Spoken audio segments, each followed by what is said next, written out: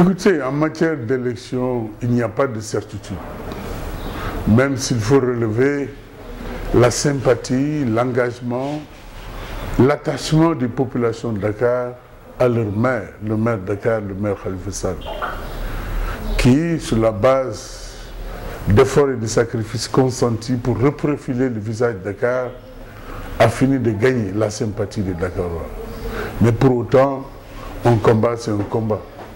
Il faudra s'armer et prendre toutes les dispositions nécessaires pour aller à la conquête des populations et, au soir du 30 juillet, faire répéter l'histoire, c'est-à-dire la proclamation des résultats en faveur de sa coalition.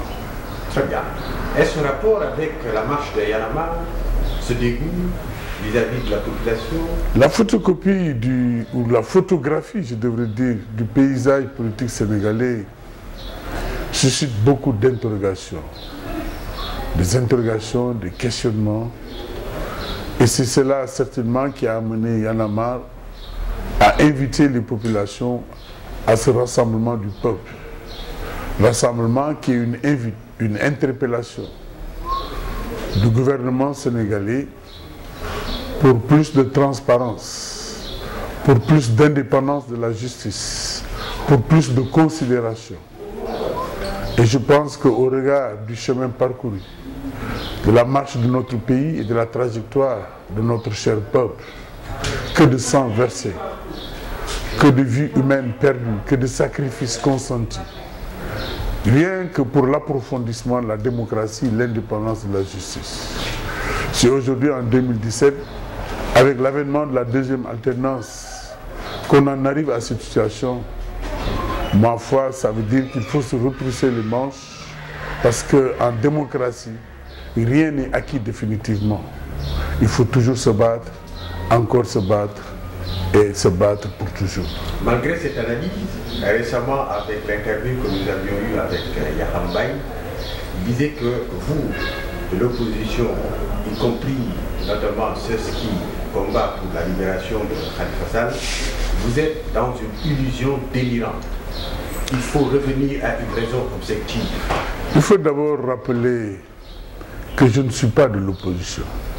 Je suis militant de la Ligue démocratique, parti membre de la coalition Benno Bokk Yakaar, qui est la coalition du pouvoir. Le maire de Dakar, à ce que je sache, est le responsable du Parti socialiste, parti membre de la coalition Benno Bokk Yakaar. Mais ce n'est pas parce que nous sommes de la coalition du pouvoir que nous fermons les yeux et les oreilles, que nous devenons aveugles, sourds et muets. Non. Nous sommes pour une gestion concertée du pouvoir. Nous sommes pour l'application de la plateforme consensuelle. Nous sommes pour l'approfondissement de la démocratie. Nous sommes pour la préservation des acquis. Nous sommes pour l'application des recommandations et conclusions des assises nationales. C'est cela qui fait justement que certains, ne comprenant absolument rien, pensent que nous le disons comme ça ou nous proclamons. Non, du tout. Et je vous invite aujourd'hui à regarder justement sur le rétroviseur. Sous Abdoulaye Wade, nous étions au pouvoir. Et qu'est-ce qui nous avait opposé à Wade?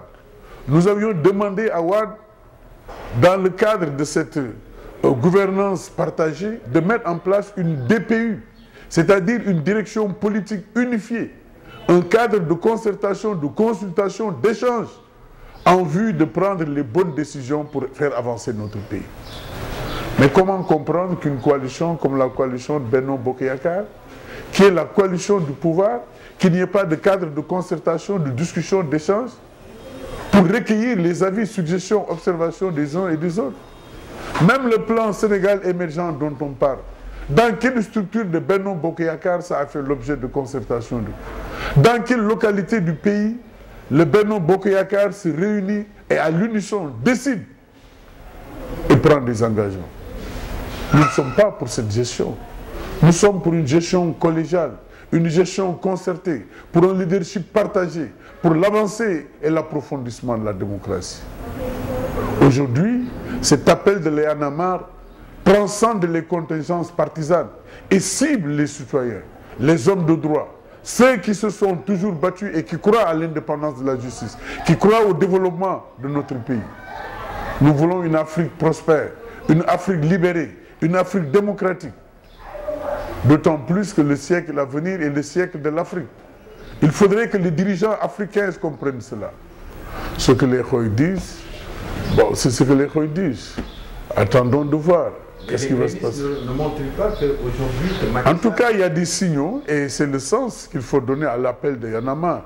Il y a des signaux aujourd'hui alarmants et qui devraient amener l'État à vraiment se ressaisir encore qu'il est temps. Comme quoi, par exemple? Parce que ce que nous ne souhaitons pas que Macky échoue. Nous souhaitons que cette alternance soit un succès pour la classe politique que nous sommes. Et nous n'avons pas cessé d'alerter, dans Benno Bokk Yakaar comme en dehors de Benno Bokk Yakaar, pour que les gouvernants comprennent que le moment aujourd'hui de se mettre au travail est arrivé. Le moment de faire de sorte que la justice soit une justice indépendante, pas instrumentalisée ou au service du pouvoir, que ça soit au boisseau. C'est cela que nous avons voulu. Et je pense que dans beaucoup de secteurs aujourd'hui, il y a à redire, il y a beaucoup de salive. Et je pense que le gouvernement saura raison garder et tirera toutes les leçons et les conséquences de cette situation. L'espoir est permis pour la mobilisation, à votre avis, à quelques heures? Je suis convaincu que les Sénégalais de tous bords avaient soif de cette mobilisation.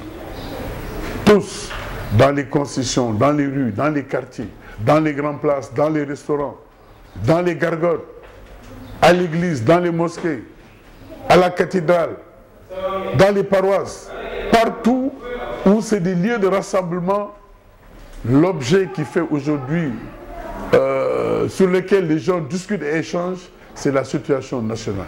Aussi bien au niveau national qu'au niveau international. Ça veut dire qu'aujourd'hui, il y a des Sénégalais épris de paix et de justice qui croient encore aux vertus et aux talents du peuple sénégalais et qui ne voudraient pas que ce qui se passe ailleurs arrive au Sénégal. Nous voulons un Sénégal sauf. Nous voulons un Sénégal qui continue encore à écrire les belles pages de l'histoire de cette Afrique libérée démocratique. Je parle d'une justice indépendante. Je pense qu'il y a aujourd'hui, quand on regarde la sous-région, l'Afrique de façon générale, il y a des pays moins avancés que le Sénégal, qui ont fait de grandes enjambées dans ce sens.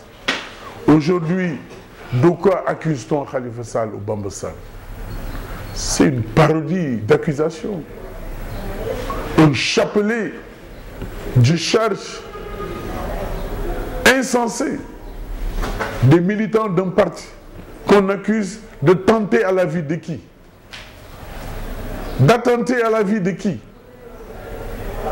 Khalifa Sall, maire de Dakar, qui a été l'un ou l'une des premières personnalités de ce pays à faire une déclaration de patrimoine devant un jury en 2009 et en 2014,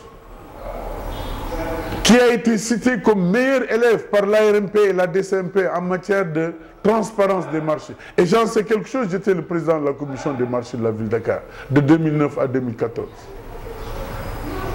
Mais parce qu'il a continué à faire ce que ses prédécesseurs faisaient, en l'occurrence Pape Diop, Mamadou Diop et d'autres, avec une caisse d'avance, dont les fonds sont logés dans cette rubrique qu'on appelle dépenses diverses, et que chaque fois, c'est le percepteur qui est un fonctionnaire de haut niveau de l'administration financière de notre pays. On l'accuse de quoi? De détournement. Détourne quoi? De fonds. Des fonds qu'il ne gère même pas. Parce qu'on ne peut pas dire qu'il y a un détournement, on ajoute blanchiment d'argent. Mais c'est de l'argent sale qu'on blanchit. Et à ce que je chasse, l'argent qu'on donnait, c'est le percepteur qui le donnait.